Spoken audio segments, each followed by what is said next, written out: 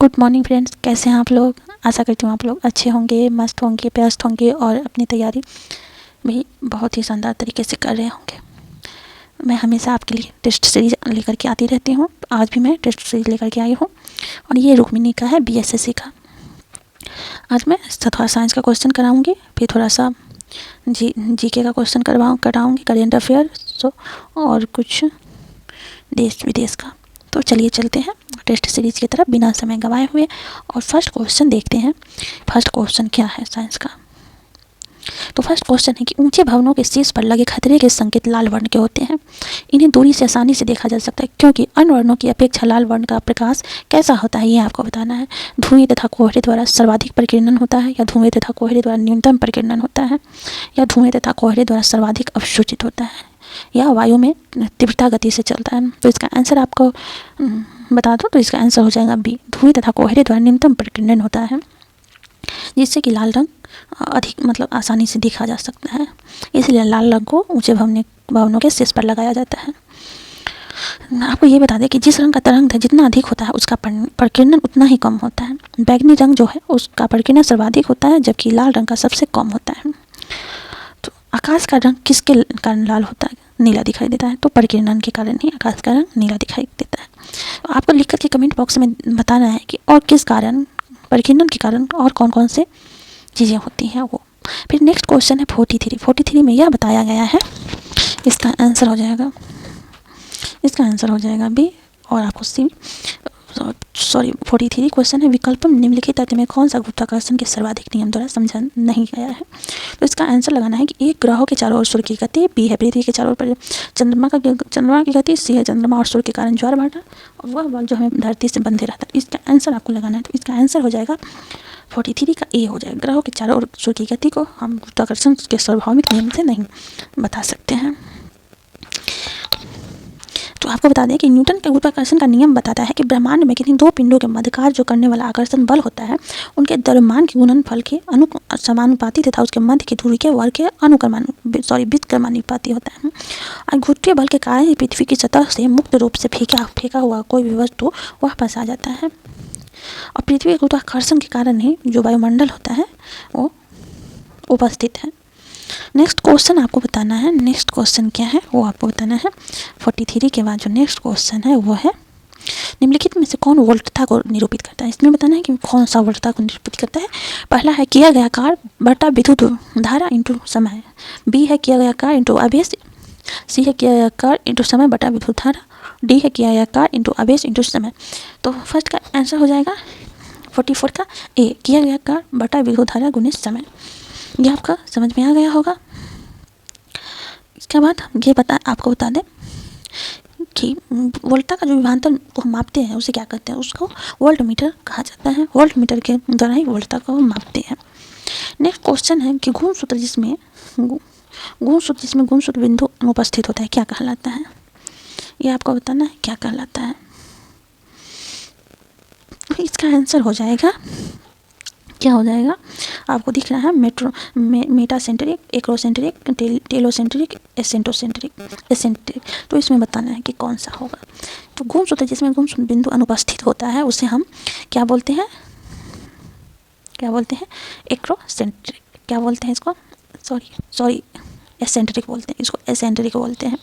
तो टेलीसेंट्रिक किसे बोलते हैं, वो आपको बताना है। गुणसूत्र किसी एक किनारे पे हो तो उसे टेलीसेंट्रिक बोलते हैं। ऐसे स्थान पर जिसमें गुणसूत्र का भाग बड़ा और दूसरा भाग छोटा दिखाई दे उसे एक्रोसेंट्रिक बोलते हैं। और ये हो जाएगा जब गुणसूत्र बिंदु अनुपस्थित दिखता है तब एसेंट्रिक हो जाएगा। इसके बाद आपको बता दें कि ऐसा स्थान पर जहाँ गुणसूत्र दो भागों में विभाजित हो जाता है उसे मेटासेंट्रिक बोलते हैं। नेक्स्ट क्वेश्चन है कि जब प्रकाश नेत्र में प्रवेश करता है तो अधिकांश अपवर्तन कहाँ होता है। आपको बताना है क्रिस्टलीय लेंस पर, परिधारिका पर, स्वच्छमंडल, पुतली।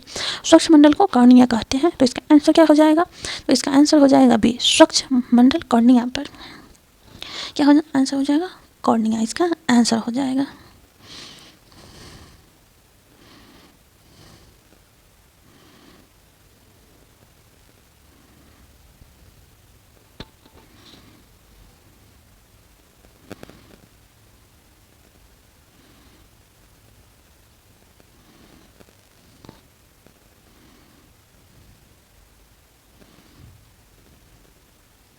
नेक्स्ट क्वेश्चन है कि वायु के कांच आयताकार स्लैब पर आपतित किसी प्रकाश की किरण की गमन पर से 4 विद्यार्थी ABCD के 6 चित्र में दर्शाए अनुसार आरेखित किया, इनमें से कौन सा सही है? A सही है, B सही है, या C सही है, या D सही है? आपको आंसर लगाना है।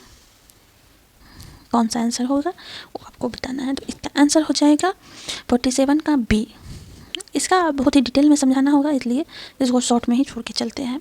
फिर नेक्स्ट क्वेश्चन हो जाएगा आएगा कि लेंस की शक्ति का ऐसा इकाई क्या है? तो इसका आंसर आपको लगाना है हाइपर्स मेट्रोपिक, डायोप्टर, मायोपिक या प्रेस बायोपिक। तो इसका आंसर हो जाएगा B डायोप्टर। लेंस को का ऐसा जो इकाई होता है डायोप्टर होता है। फिर नेक्स्ट है गतिशील विद्युत आवेश उत्पन्न करता है, क्या उत्पन्न करता है? 49 का आपका आंसर बताना है, क्या होगा 49 का, क्या होगा वो आपको बताना है।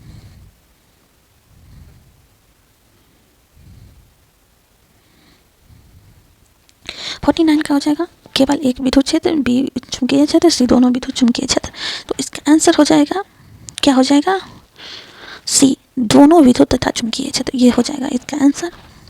चुंबकीय आपको क्या है? चुंबकीय तीव्रता एक सदिश राशि है, ये याद रखना है आपको। नेक्स्ट आपका क्या है?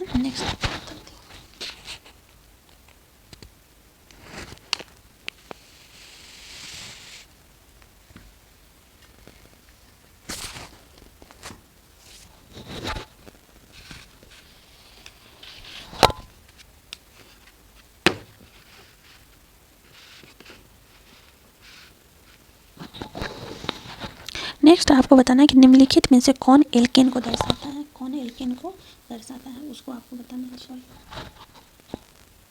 तो ये 50 का बताना है निम्नलिखित में से कौन एल्केन को दर्शाता है? ये -C ट्रिपल बॉन्ड, या C- ये दर्शाता है, या B जो है एकल बॉन्ड है इसमें, और इस D में 2 बॉन्ड है। इसमें से C सभी दिए गए विकल्प कौन सा होगा? तो इसका आंसर हो जाएगा B एल्केन को ये दर्शाता है। तो ये याद रखना है आपको। एल्केन का समान सूत्र आपको याद रखना है CnH2n+2। मीथेन और इथेन, प्रोपेन, ब्यूटेन आदि एल्केन के प्रमुख जो है एग्जाम्पल है। एल्केन जो होता है एल्कीन जो होता है श्रेणी का समान सूत्र होता है एल्कीन का CnH2n, ये याद रखना है। नेक्स्ट क्वेश्चन है आपका, ये हिस्ट्री का क्वेश्चन है। 51 शेरशाह सूरी और हुमायूं के बीच कन्नौज का युद्ध कब लड़ा गया था? ये आपको बताना है। तो इसका आंसर क्या हो जाएगा?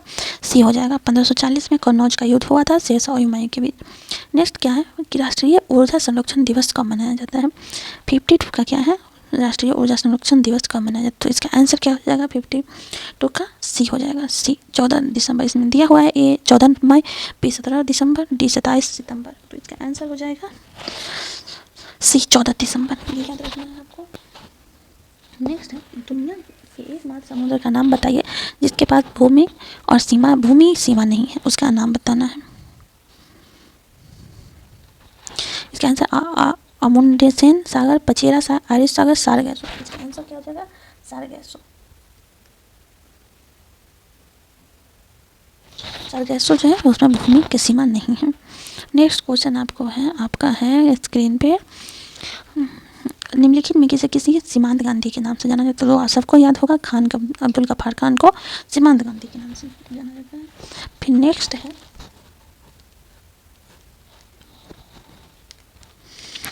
क्या है? 55 दक्षिण अमेरिका के अर्जेंटीना या उरुग्वे में विस्तृत घास के मैदान को क्या कहा जाता है? ये आपको याद रखना है, क्या कहा जाता है? दक्षिण अफ्रीका और अर्जेंटीना या उरुग्वे के घास के मैदान को क्या कहा जाता है? तो पंपाज। इसके घास के मैदान को क्या कहते हैं? पंपाज। तो ये याद रखना है। और जितने भी घास के मैदान है उसे याद कर लीजिएगा। जैसे वेल्ड जो दक्षिण अफ्रीका में शीतोष्ण घास के मैदान को वेल्ड कहा जाता है। सवाना हो गया, सवाना उष्णकटिबंधीय घास के मैदान का नाम अफ्रीका महादेश में सवाना बोला जाता है। कि प्रियरी जो हो गया वो उत्तरी अमेरिका के शीतोष्ण में घास के मैदान जहाँ पर गेहूँ उत्पादन होता है वो प्रियरीज के नाम से जाना जाता है। तो ये सब घास के मैदान का नाम याद रखना है।